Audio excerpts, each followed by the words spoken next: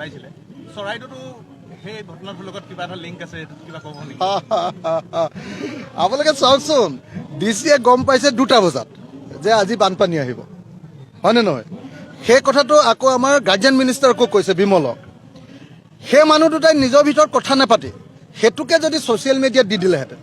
সেইটোকে যদি টিভি মানুহবিলাকক আপোনালোকক কৈ দিলেহেঁতেন যে এনেকুৱা হৈছে দুইজনটো গিৰিয়েক ঘৈণীয়েক নহয় জানো আমাৰ সোণাৰীৰ মানে চৰাইদেউৰ ডিচি আৰু শিৱসাগৰ ডিচি গিৰিয়েক ঘৈণীয়েক তেওঁলোক দুজনে যদি ছ'চিয়েল মিডিয়াত বা মিডিয়াত যদি কৈ দিলেহেঁতেন যে আমি নাগালেণ্ডত এনেকুৱা খবৰ পাইছোঁ ৰাইজ আপোনালোকে ঘৰকেইটা এৰি দিয়ক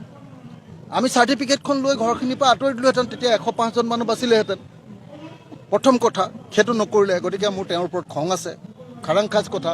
মোৰ অসমৰ খিলঞ্জীয়া মানুহ 105জন মানুহ ঢুকাইছে গৰু গাই গোটেই সা সম্পত্তি চব ধ্বংস হৈ গৈছে মোৰ তেওঁৰ ওপৰত খং আছে মিছা কথা কৈ লাভ নাই মোৰ ডিচিৰ ওপৰত পূৰা খং আছে দ্বিতীয় কথা আমাৰ ডিচিজনে একেবাৰে মন্ত্ৰীৰ পিছে পিছে ঘূৰি ফুৰে কাম নকৰে ইমিডিয়েট ৰিলিফ দিব খুজিছে ইমিডিয়েট তাৎক্ষণিকভাৱে ৰিলিফ দিব খুজিছে 15,000 আজি হৈ গ'ল 35 দিন 35 দিনলৈকে যদি ইমিডিয়েট নহয় তেতিয়াহ'লে 35 বছৰৰ পাছত দিব নেকি গতিকে এইটো মোৰ খং উঠিবলগীয়া কথা হয়নে নহয় কওক মই খঙো কৰা নাই মই অভদ্ৰামীও কৰা নাই মই খালি টানকৈ কৈছোঁ আৰু আপোনালোকে নিশ্চয় জানে যে ভাৰতৰ সংবিধান অনুসৰি ডিচিতকৈ জনপ্ৰতিনিধিজনৰ মৰ্যাদা সদায় বেছি আৰু আমি ডিচিৰ ওচৰলৈ যাব নালাগে আমাৰ ওচৰলৈ ডিচি আহিব লাগে আমাক ছাৰ বুলি ক'ব লাগে ডিচিয়ে আমি ডিচিক ছাৰ বুলি ক'ব নালাগে আমি চিফ ছেক্ৰেটাৰীকো ছাৰ বুলি ক'ব নালাগে আমাকে ক'ব লাগে ছাৰ বুলি